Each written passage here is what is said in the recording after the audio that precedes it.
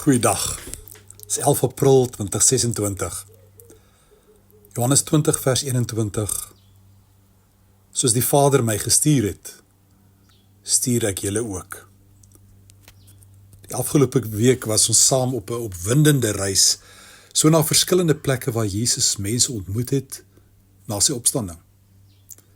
Het sy dit by die oop graf was, waar Maria staan en huil het, by sy disippels, wat bang agter geslote deure gesit het, en die Emmausgangers met hulle diepsinnige vrae en verwarring.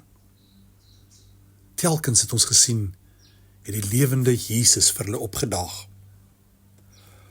Ons het ook in die opstandingsverhaal duidelik gesien dat daar 'n groot dringendheid is om te gaan vertel. Die eerste getuies van die oop graf het gehardloop om dit te vertel aan ander, om die boodskap gewoon net uit te kry. Die Heer het opgestaan. Ook vir Jesus was dit baie belangrik dat hierdie goeie nuus moet uitgaan. Dit moet gedeel word met almal, sodat mense tot geloof in die opgestane Jesus kan kom.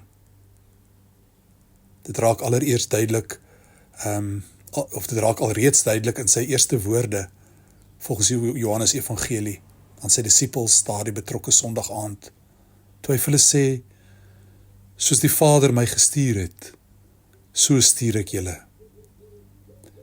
Ook sien ons in Handelinge 1, hoe hy dit kort voor sy hemelvaart aan hulle herhaal.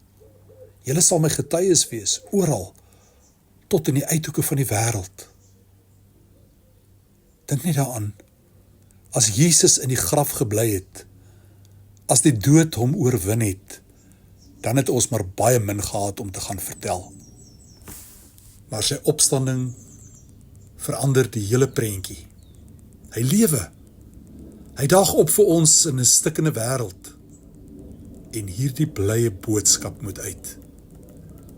Die verdere goeie nuus is dat hy ons 'n vernoot gee wie ons bekragtig om hierdie groot taak uit te voer. In Johannes teks sien ons dat direk nadat hy hierdie uitstuuropdrag vir hulle gegee het, blaas hy oor sy disippels en sê, ontvang die Heilige Gees. So ook word hierdie vennootskap bevestig in die Handelinge teks. Julle sal krag ontvang as die Heilige Gees oor julle kom, en julle sal my getuies wees.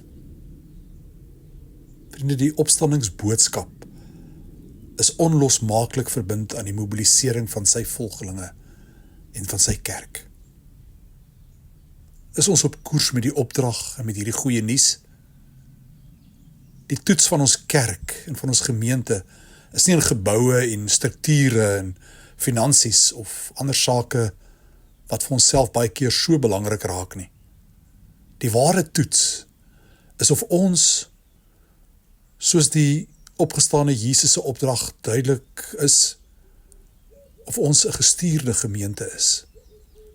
Gestuur om met dringendheid sy getuies te wees, sy boodskap uit te dra en, soos hy, op te daag in ons wêreld vir mense in hulle nood. Here, help my om weer te verstaan dat ek in 'n wêreld leef wat U baie nodig het. Ook dat U van my en my gemeente verwag om met dringendheid U boodskap in woord en daad uit te dra en uit te leef. Amen.